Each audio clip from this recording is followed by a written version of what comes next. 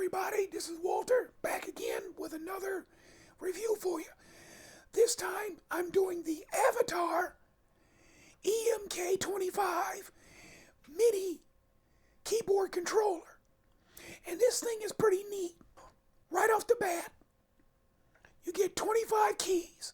Now these are mini keys because you can see my hand takes up 2/3 of the key bed. But the key beds itself, the keys, they use a rather strong spring.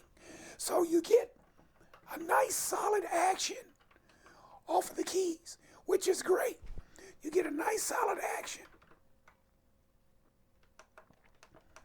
Increment, decrement, and octave buttons right here. And then you have ARP for the arpeggiator button right here, so you can activate that. Tap tempo. And then you have note repeat because you have a built-in arpeggiator. It's kind of hard to see the numbers and writing on here, but you get quarter notes, quarter note triplet, eighth note triplets, 16 note triplets, 32 and 32 note triplet settings on here, because the whole key bed is also used as an input controller. But that makes it nice because instead of going into a menu and going through layer after layer after layer, by using the keyboard, you get 25 keys here. That's 25 buttons. So that's a smart move. So you got a decent key bed on here. Like I say, good strong response off of these keys. You get 9 pad controllers over here, or trigger pads, for your drums and samples and loops and things like that. And these have a sort of a silicone rubber feel, so it's smooth, very velvety smooth, but it also has just the right amount of slipperiness to it so that your fingers don't grab too much. And so it makes it easy to hit. There's not much of a downward stroke, but it is cushioned. You can feel the rubberiness. So you get just a little bit of a bounce and shock absorbing feel to it, so that your fingers won't get real tired playing the unit. Then you got a data wheel, and you have an OK and menu right here. So when you're doing you hit your menu and you go and you select whatever you want to set up the program. And we'll show how to do that in a minute. And then you have a bank A and B button here, so that you can go through 2 different setups within the unit just by pressing the A and B bank. And one of the things I like about it too, you have 8 controller knobs over here. And these are not continuous controller. It's minimum, maximum. You have minimum and maximum control, so I can turn this all the way up, and it stops at the maximum point. The only tight, and it has a little slot on each button, so you can see where you are. It's hard to see it on camera, but it's there. The only thing that would have made that better was a little bit of a white dot, or take that indented slot and put a little white in there so that you can see it. But on camera, it's a little tough to see. It's not super detailed camera, but they go up and come down, and they stop in both directions, minimum and maximum. But when you stop and think about it, the MIDI specification for any parameter is 0 to 127 or 1 to 128. Either way, it's 128 steps. So all MIDI parameters are 128 steps. So these don't necessarily have to spin because continuously, because if it spins continuously, all you're going to do, if it spun continuously, you'd get up to the maximum number, which would be either 127 or 128, and as you go past that point, it would just go 0 and start over again. So having a continuous spin on these particular knobs, it doesn't matter. Now you have a data knob over here, which you can adjust your parameters with. It's a spin only. It doesn't have a push button to it, which is fine. But you can spin it and it's detinted. You can't hear it, but you can feel a nice solid little click in each spot when you spin that data knob right there. And then you have a little LED window here. And then you got your orange one over here with a nice finger detent up and down, left and right. And we'll look at that because what it is, it's an X, what has been called for years, an XY joystick. XY joystick. Some units use a slider, ribbon slider, for modulation in pitch, bend. Others use this joystick style XY configuration, or they may actually use actual wheels. When one would be spring loaded for the pitch bend and the other would be non-spring loaded for the modulation. So wherever you set it, it'll stay there. This one is spring loaded in all directions. But now we've got a general layout of the unit. And I can say, let me fire it up. It's got a little left and right slip switch on here. So I flip it on and you can see it. Gives you a nice, there, it just gave me my Windows USB connected little jingle. And now the unit's on and you can see the window is fired up.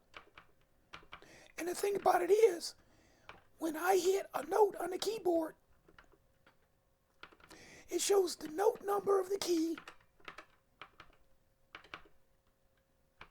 It's got channel 1 in the window over here. I know that's hard to see, but if I hit the key soft, you get just a little bit of that progress bar. If I hit it harder, you get more. If I hit it as hard as you can, you get the max. So you get a velocity readout right here, and then it shows you your MIDI channel up here, and it shows you the note numbers as you hit each key on the keyboard. So that's really neat. But now, let me activate my DAW off camera so that we can have some sound to listen to, because there's no built-in sounds on this unit. It is a MIDI controller. So give me a second here. Let me bring up I'll be using Mixcraft. And let's see, I got acoustic piano. There we go. So that's and you should be getting direct sound, plus a little, I got my speakers going. Let me drop my speakers down a little bit. Now you should be getting just basically line from my MIDI keyboard and then, of course, my microphone. But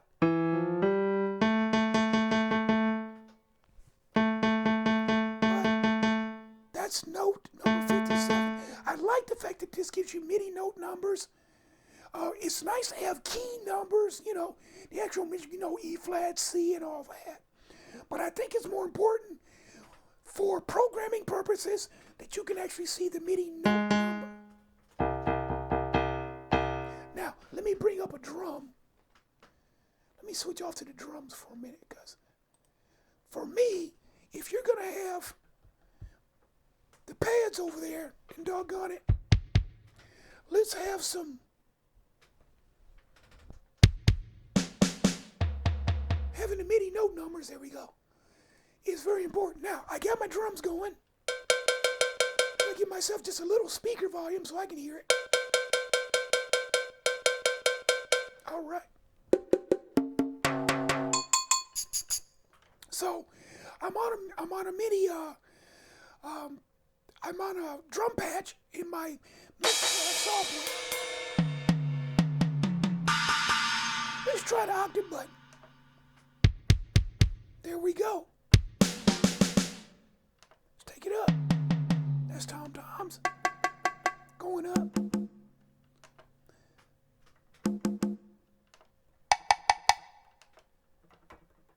Went right off the scale of sounds offered on that patch in Mixcraft. Bring it back down.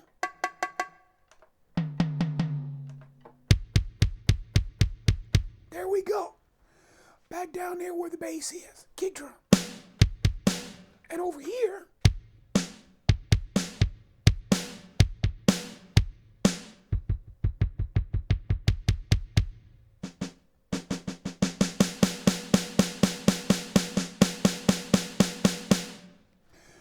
please, my pardon the shaking. I actually set this up on a little tray.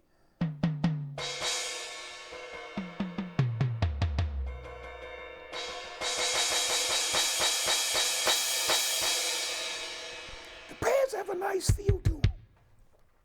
Nice and solid. It doesn't have that ultimate feel like you would get with a more expensive drum controller, but I don't think you're going to be too disappointed unless you've gotten used to using a rather expensive drum controller, and then you switch off, then you might say, well, that feels a little stiff. But really, that's not bad. That's not bad at all, I don't think. All right, now, let's check out this pitch bend wheel real quick. I'll go there. Okay, modulation is in the middle. Pitch bend is left and right. That makes sense.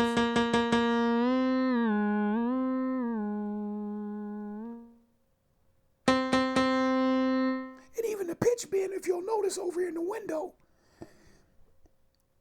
you can see as I move the pitch bend negatively,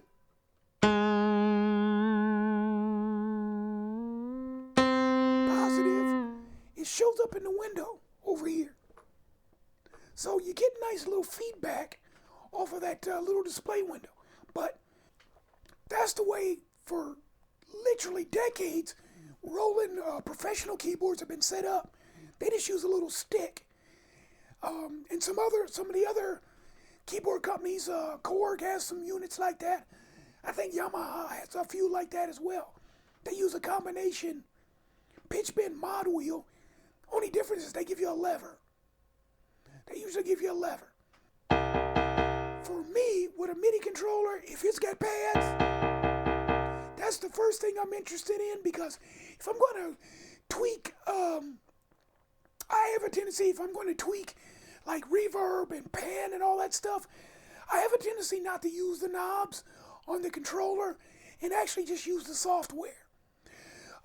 So what I'm going to do is I will set up, I'll show you how to do a control setup change, and then once you see how it's done and how easy it is, then doing anything on here as far as changing the knobs or the pads or setting up the keys a little differently will be very simple for you, because the instructions for this setup are very, very basic and very simple. Okay, so let's go ahead and do some editing. Now the editing can be found on the PDF file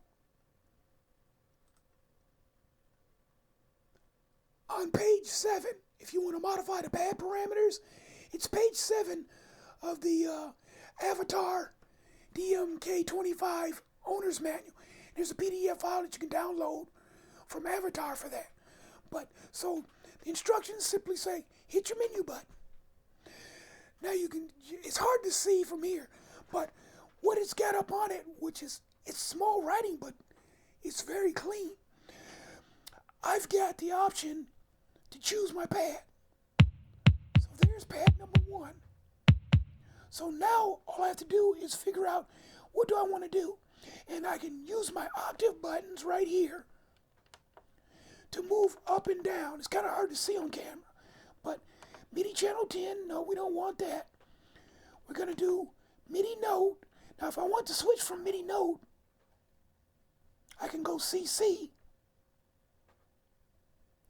toggle, back to CC, again as far as changing the MIDI channel. And there's a program mode in there as well. So, and what it does is it scrolls through the menu and then it stops. So it doesn't do a continuous feed loop around, which in a way I kind of like because you can get back to the beginning of the menu easy. So we want to go, we got pad 1. We're going to leave the MIDI channel alone. So I'm going to scroll down to note. Right now, this is MIDI note 35, which is that particular kick drum. Now, if I want to increase the note number or decrease it, I just turn my data wheel to the left to decrease. That ding, ding, ding, I'm right back at the top of the MIDI spectrum as far as the MIDI note numbers. So that's, remember, they go 0 to 127 or 1 to 128. That's the very top right there. And then it goes 35, which is where we were at. I'll go 36. I like that one.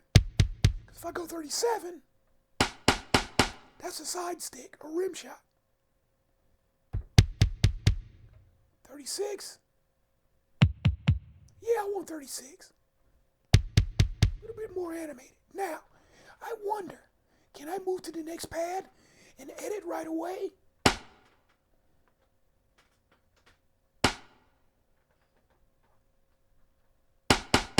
That's a side stick. That's a kick. That's a rim shot, I mean. There we go. 36, what is that? 35?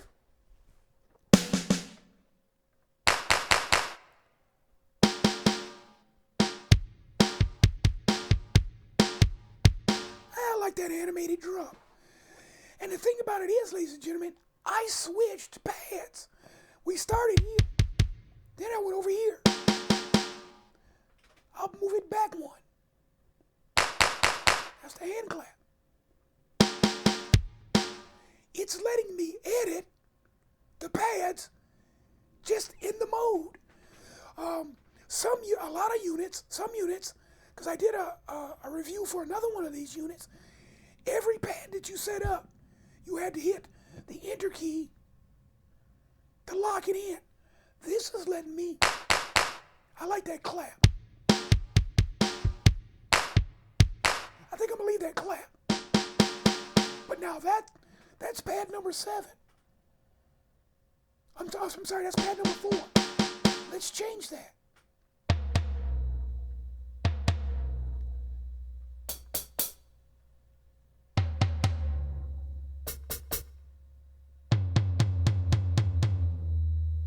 Let's do that.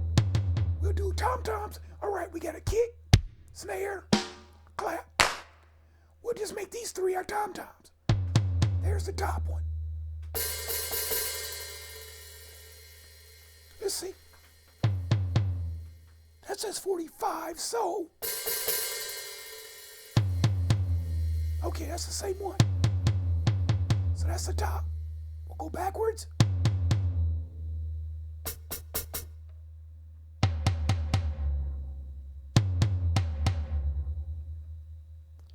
I think I went one too far. Really? Oops. I gotta switch that. Let's make that one. There. Now bring that one down. Yeah. Now let's get that other one.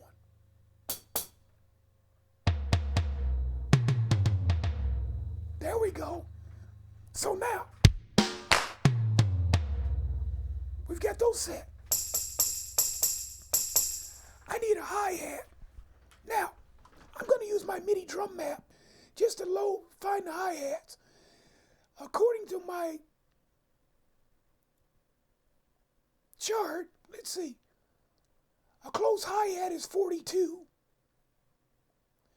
An open hi-hat is 46. So, I'm just going to tap this button. And I'm going to go 42. I'm just going to spin the dial. We won't even listen for it. We'll just cheat and use our cheat sheet There we go. And what's that open on there? My chart says 46. So I'll hit that pad and bring that down to 47, 46. There we go. Oh, beautiful. Yeah. And then for that final one, we might as well do a crash cymbal. So I'll do a crash cymbal number 1, and that's number 49. So I'll just cheat. Now we can go like this.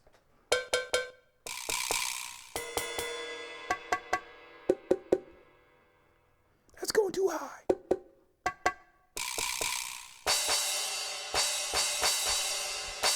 That's 56. That's a cymbal number 2.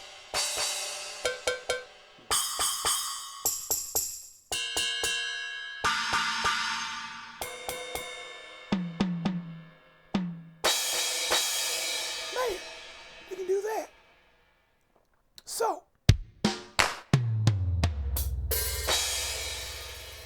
ladies and gentlemen, boys and girls, sliding out of frame. There we go. But ladies and gentlemen, boys and girls, let me just say this right off the bat before I go any further. Avatar did a nice job of setting that up. So now, I've got everything set as far as the sounds that I want for that pad bank there. All I have to do now is just hit OK. And it said save successful.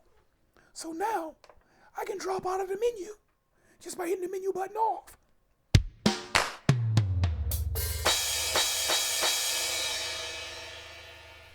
Ladies and gentlemen, Avatar has gone over that hump.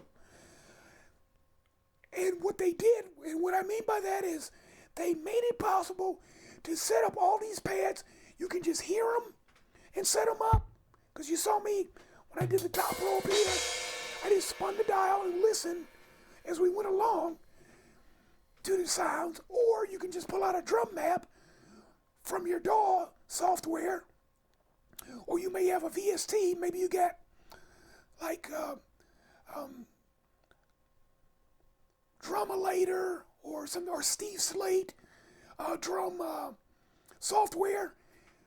You can just spin the dial and go through and select which drum pad sound goes on each pad without having to come in, lock it down, go out, come back in, lock it down, go out, come back in, and set the pads up. We simply step through all the pads, set them up, hit OK, and now just hit pad, just hit bang, bang, bang beat. That's a different bank. Go back to our green bank. That's our red bank. But I set up the banks just that quick and easy. Just off of that. Now we can do the same process over here with our sliders. We can do the exact same thing. So just based off of just how easy that was to set up, I'm excited. I gotta give this unit for the feel, the joystick,